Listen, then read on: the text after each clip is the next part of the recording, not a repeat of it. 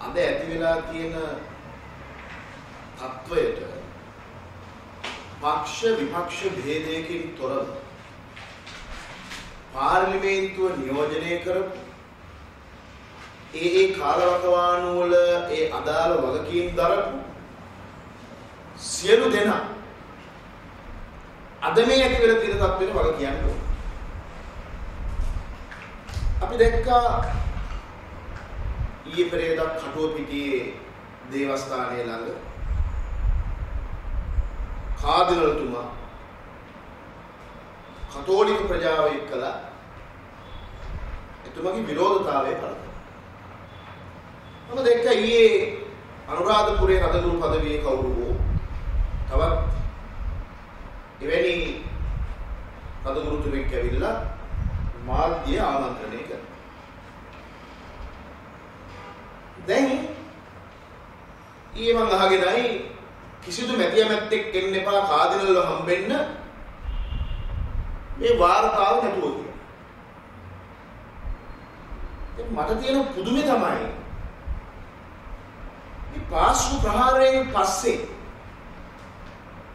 කාදිනල්තුමා ඇතුළු මේ කතෝලික පල්ලියට හැදිච්ච රුදාව 2012 ඉඳලා අපි මේවා හේදරව් කරද්දී නොවලහා හේදරව් කරද්දී අනේ අපේ ඉදත් ඔය පල්ලි ඉස්සරහට එකතු වෙලා උද්ඝෝෂණ කළා නම් එදත් අද ඔය එල්ල කරන බලපෑම එදා එල්ල කරා නම් පාස්කු ප්‍රහාරයක් නොවෙන්න තිබ්බා. එදා ඔය කාදිනල්ම මම ඒතරක් ගම්බරුත්වයක් තියෙන එක වෙනම කතාවක්. එදා උන්නහෙල කතා කළේ ජාතික සමගිය, ආගමික සංහිඳියාව, මානව හිමිකම්. එදා ඉඳන් දික්කලත් අපිට මතක තියාගත යුතුයි බෞද්ධ රටක් ගැන එතුමාලා කතා කරනවා, බෞද්ධ සංස්කෘතියක් ගැන කතා කරනවා. හැබැයි මේ සංස්කෘතිය ගොඩනැගෙන්න පදනම බෞද්ධ දර්ශනය. ඒ බෞද්ධ දර්ශනය අමතක කරලා සංස්කෘතිය අරගෙන මේක කතා කරලා වැඩක් නැහැ. බෞද්ධ දර්ශනයේ පදනම මොකක්ද? හේතුඵලවාදය. හේතුවක් නැතුව ඵලයක් ඇති වෙන්නේ නැහැ කියන එක තමයි අපේ මූලධර්මය. ඒකට තමයි මේක හේතුඵලවාදී ධර්මයක් කියලා කියන්නේ. හේතුවක් නැතුව ඵලයක් උපදින්නේ නැහැ. මම දැක්කා මේ කොවිඩ් තත්ත්වයේ යටතේ ඉස්ලාමික ආගමිකයන්ගේ මිනි භූමදානය කරනවාද ආදාහනය කරනවාද කියන ප්‍රශ්නේදී යමේතුරුම සංවිධානයේ විශ්වමුක්ති කියලා තිබ්බා. මේකට ඉඩ දුන්නොත් අපට කිසිම සාධාරණයක් වෙන්නේ නැහැ අල්ල දෙවියන්ගේ අධිකරණය. ඊබලද කාදිනල්තුමා කියනවා ජේසුතුමාගේ අධිකරණෙත් මේකට සමාවක් හම්බෙන්නේ නැහැ කියලා. එහෙනම් මේ නිර්මාණවාදය කියන එක එකම කාසිය දෙපැත්ත. බෞද්ධ මේක තේරුම් ගන්න ඕන. නායක මේක තේරුම් ගන්න ඕන. එතුමා කිව්වා මීගමේ පල්ලියට ගිහිල්ලා එකම දෙවියෝ තමයි අපිව දාන්නේ කියලා. අතවම බයිබලයේම දිගුවක් මේ කුරාණය කියලා කියන්නේ. ඒ නිසා මේක එකම කාසිය දෙපැත්ත. මේ මෝඩකම් තකතිරු බෞද්ධ නායකයෝ මේ මගුලක් පස්සේ අල්ලගෙන දඟලනවා. හේතුඵලවාදී න්‍යාය මේක විසඳන්න නැතුව. ඒ නිසා මම කරුණා කරලා කියනවා රටේ මිනිස්සු ඔය කාදිනල පාරට බස්සනවා වගේ අපි පටන් ගත්තොත් මේක. රට කරවන්න හම්බෙන්නේ නැහැ කාටවත්. ඉස්සර මේ ප්‍රශ්න තේරුම් ගන්නවා. දැන් ගෝඨාභය ජනාධිපතිතුමාගේ අතර මේ වාර්තාව ලැබිලා තියෙනවා.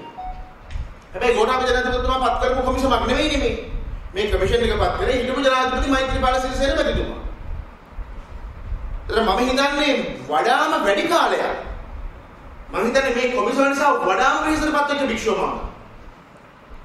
දවස් 7කට 8කට වැඩි වාර ගණනක් ගිහිල්ලා ඔය ප්‍රහාරය සම්බන්ධයෙන් වීඩියෝ වල තිබු පොලිසියට ගිහිල්ලා කට උත්තර ලබා දුන්නා.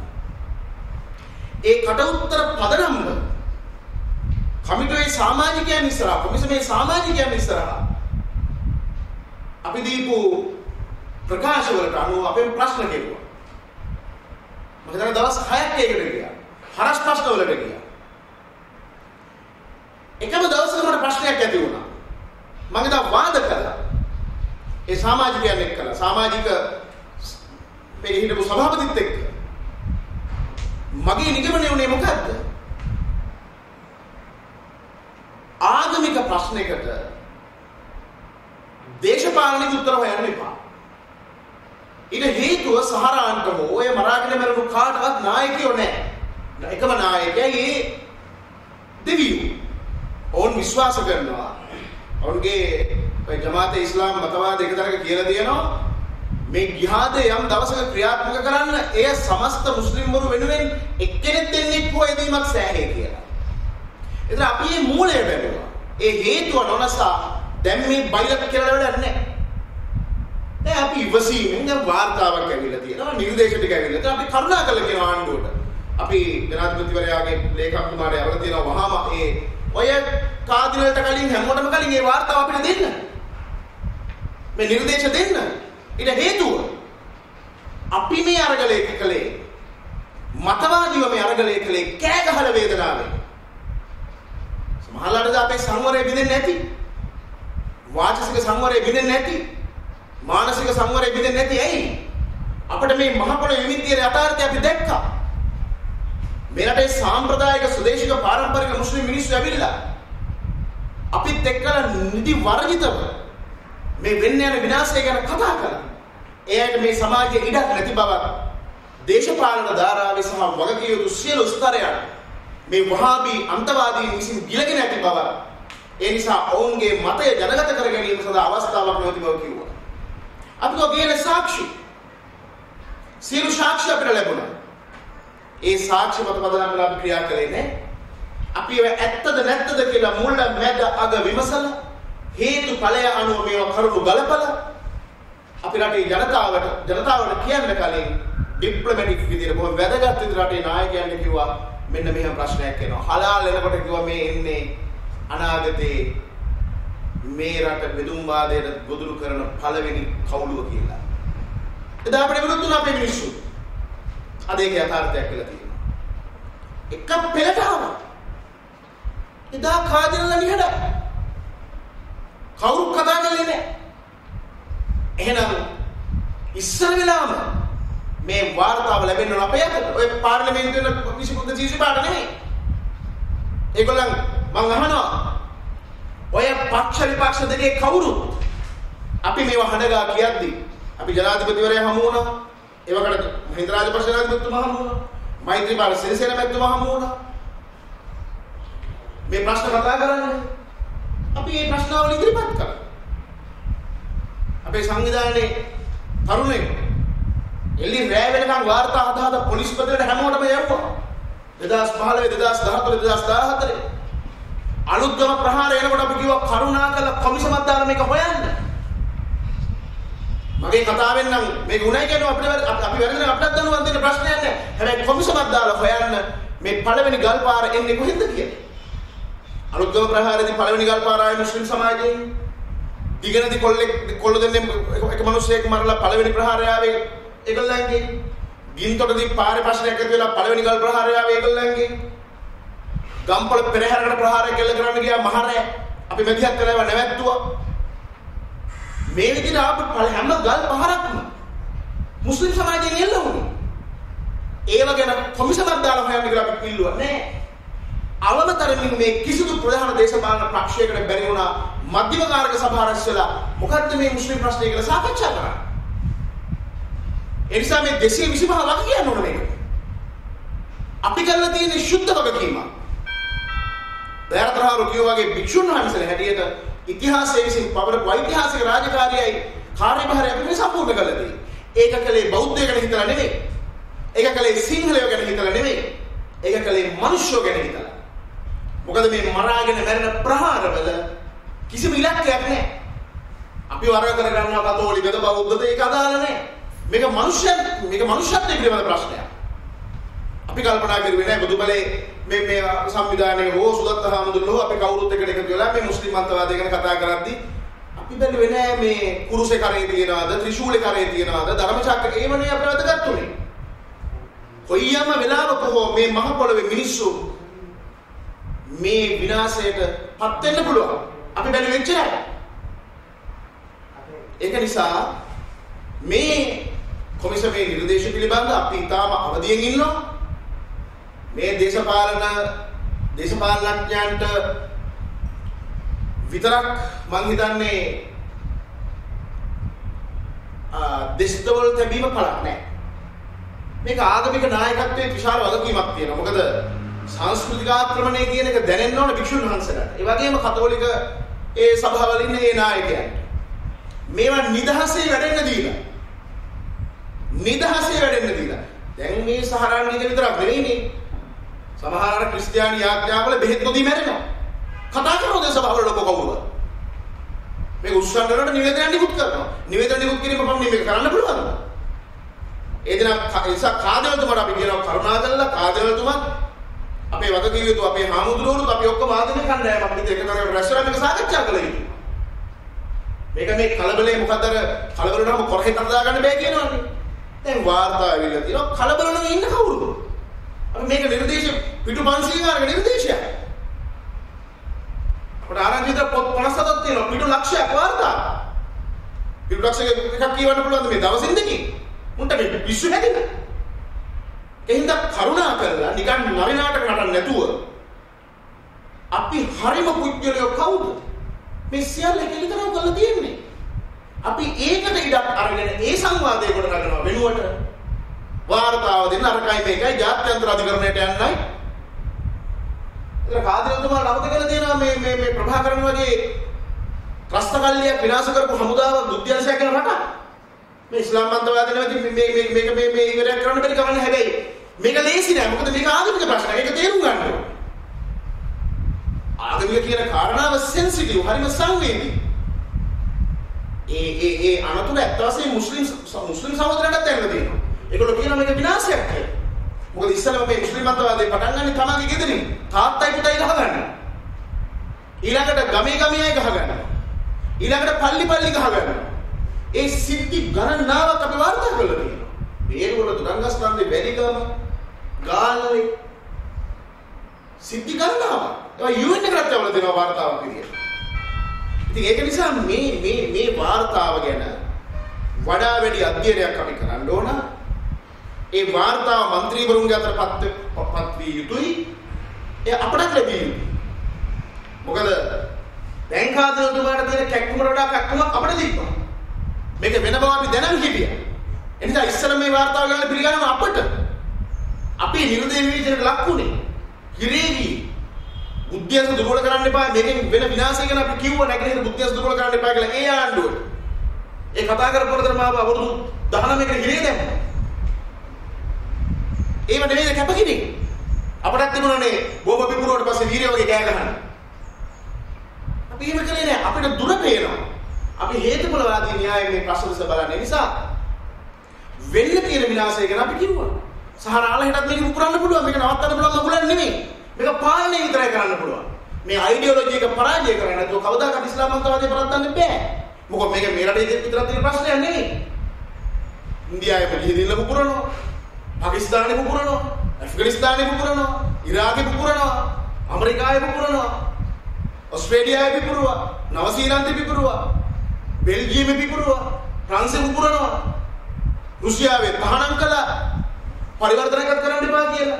චීනේ අදහසක් ආව විතරයි මුළු පල්ලියම ගිහිල්ලා කිලිපත් කරලා දැම්මා.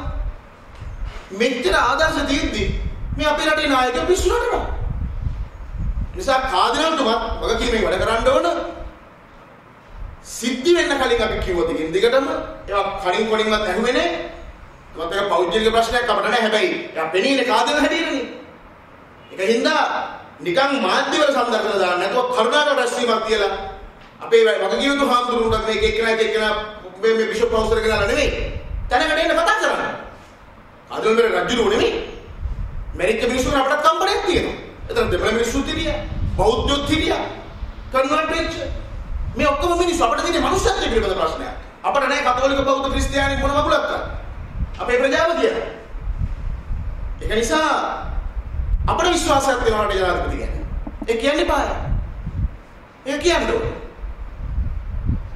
අපි උන්නහැව කුටුවේ වාඩි කරන විශාල මතවාදයක් ගෙනිච්චා. ඇයි පැවතුණු නායකත්වයන් තුළ ඒ ඍජු පෞරුෂ නායකත්වයන් නොදැක්ක නිසා. අපි හිතුවා ඉස්ලාම් අන්තවාදයේ පරාජය කරන්න නම් LTT පරාජය කරපු අධ්‍යක්ෂින් සහිත මේ නායකත්වයේ සහිත පිළිවෙල ඉන්න ඕන කියලා. අද ඒගොල්ලෝ මෙතන ඉන්නවා. ඒ නිසා මේගොල්ලොත් එක්ක සාකච්ඡා කළා. නිකන් මේ ජාත්‍යන්තර මානයන්ට අතපොල නිකන් ඔය ඇම්නෙස්ටි වගේ ඉන්ටර්නැෂනල් අපි දන්නවනේ මානව හිමිකම් කියන්නේ මොනවද කියලා. ඔය මානව හිමිකම් සංවිධානය කවුරුත් කතා කරන්නේ නැහැ බෞද්ධයෝ මේ පිළිබා ගැනීම ගැන. ආපහු මේ කොහොමද වෙනවයි 2000 දාගෙන කනෝ කියන්නේ මේගොල්ලන්ට ඕන. විදම්මේ දැන් LTT පරාජය කිරීමෙත් කොහොමද කතෝලික පල්ලි හිටියේ කියලා. මේගොල්ලන්ට මේ ඔක්කොම අමතක වෙලා. ඒක නිසා ගෝඨාභය ජනාධිපතිතුමා ගැන අපිට විශ්වාසයක් තියෙනවා. අපි කෙලින් කියනවාද? කියලා උන්වහන්සේට කරන්න දෙන්න. පොඩි කාලයක් දෙන්න. වාර්තාව වෙනකන් කියන ප්‍රමාදයි කියලා. ආවම පොඩ්ඩක් ඉන්න බෑ මේක පිටු කොච්චර තියනවද පරිච්ඡේද කොච්චර තියනවද? නිර්දේශ දෙන්න පුළුවන් ඕන කෙනෙකුට. අපි කියනවා බය නැත මේ සමහර දේවල් තියෙනවා කැකිලි දින්දු. ඒක නම් අපි බලන්න ඕන. මොකද මේ 6 දෙනා මේ ඔයගොල්ලෝ සමාජිකව රහත් වෙච්ච අය බුදු වෙච්ච අය. ඒ නිසා කොයි එකද හරි කොයි එකද වැරදි මේක ගලපගෙන යම් කිසි කාලයක් හුස්ම අරගෙන දැන් මොකෝ මේ වාර්තාවට විතර අටපාසන්ති කට්ටිය ගැන කතා කරන්නේ වැඩි හරියක් අටපාසන්තිය තමයි. හැබැයි අටපාසන්ති වල බුද්ධිමත්. ඒක තේරුම් ගන්න ඕන. ඡන්ද දෙනකොට කවුරක් අබ්බලා නැහැ මේ ඕ ලෙවල් හරි ඒ ලෙවල් හරි සහතික. මිනිස්සු මේ මහ පොළේ ප්‍රායෝගික මිනිස්සු. ඒක නිසා මේ කාදල් මතක තියාගන්න බෑ බෞද්ධයන් කියවත් ඔය කා ගන්නා එක නෙවෙයි. ඒ අයගේ තරම දැනගෙන වැට්ටික කරන්න ඕනේ මේ වෙලාවේ. මේක මේ ප්‍රශ්නේ වෙනමානයකට ගෙනියන්න නැතුව. මේ නිර්දේශ ඇවිල්ලා තියෙනවා. ඒ නිර්දේශ ටික හරියට බලලා අපි ආයි කවුරුවත් කාදිනවල දගලන්න ඕනේ. අපි සතුව මේ ඉස්ලාම් අන්තවාදයේ සම්බන්ධයෙන් මතක තියාගන්න ඕනේ මේ රටේ ජනතාවත් විශේෂයෙන් පාලකයෝ පාර්ලිමේන්තුවේ සියලු දෙනා. ඒ මහ ජනතාවගේ බදු මුදල් වලින් යැපෙමින් පඩිනඩි ලැබමින් වාහන වරප්‍රසාද අරකද මේකද සියල්ල ලැබමින් නොකල රාජකාරියක් අප විස්තරණ අධ්‍යාසයෙන් කළේ බණගිය කිය සල්ලි හොයාගෙන ගමක් ගානේ ඇවිදලා ඒවට වටිනාකමක් හම්බෙන්නේ නැද්ද? කාදිලට නැති කට්ටුමක් අපිට නැද්ද මේ රටේ? ඒ නිසා තමයි අපි දහදුක් විඳගෙන නිന്ദා විඳගෙන අපහාස විඳගෙන හිරගෙවල නැගලැග මේම අනතුරක් වෙනවා අනාගතේ මේ අනතුරෙන් මේක බේර ගන්න කියලා සාකච්ඡා කරනවා. එදත් පක්ෂ වලට බෙදලා කට්ටිය ගහගත්තා. ගැහුවා අපිට.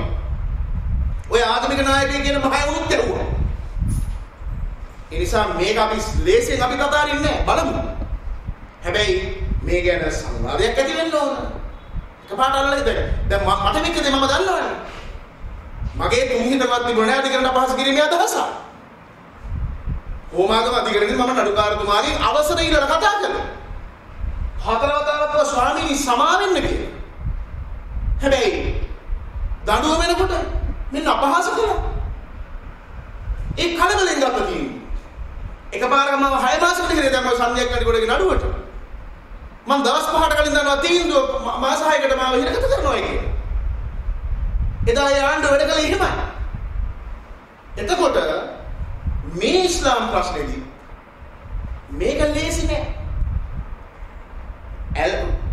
වලක ලිඳක පොකුණක වතුර බඳුනක වුණා දිය කැළතුනහම පතුල පේන්නේ නෑ වගේ ප්‍රශ්නයක් දෙස අපි නිරවුල්ව නොබැලුව ප්‍රශ්න අවුල් වෙන්න පුළුවන්.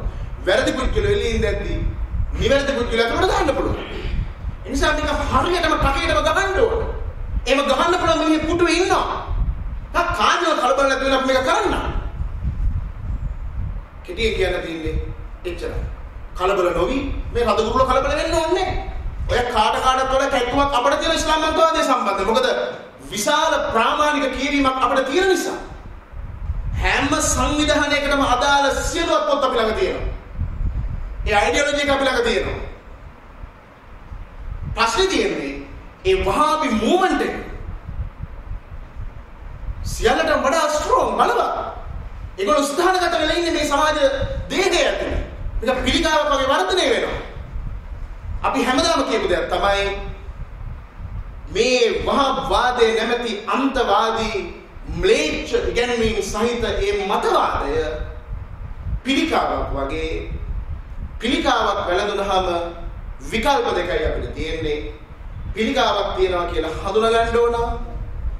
වෛද්‍යවරු නිගමනය කරනවා මේ වගේ වීඩියෝ දිනපතා නරඹන්න අපේ channel එක subscribe කරන්න.